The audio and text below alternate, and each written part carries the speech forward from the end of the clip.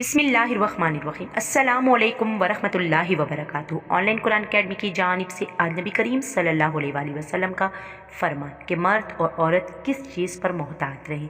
मर्द और औरत की कौन सी तीन चीज़ें हैं? तीन ऐसी चीज़ें जिन पर शैतान का ज़्यादा हमला होता है।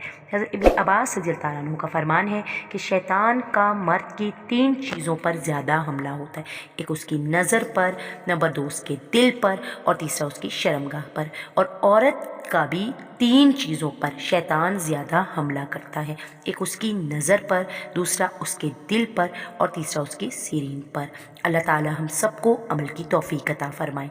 अगर आप अब तक हमारे चैनल पे नए हैं, चैनल को सब्सक्राइब करके बेल आइकन को प्रेस कर दीजिए। कुरान पाक को मुकम्मल तौर पर तजवीद के साथ पढ़ने और समझने के लिए आप हमारे व्हाट्सएप नंबर पर हमसे रब्ता कर सकते हैं। सदका जारिया की नीयत से इस वीडियो को आपने अपने तमाम दोस्तों तक लाजमी शेयर करना है।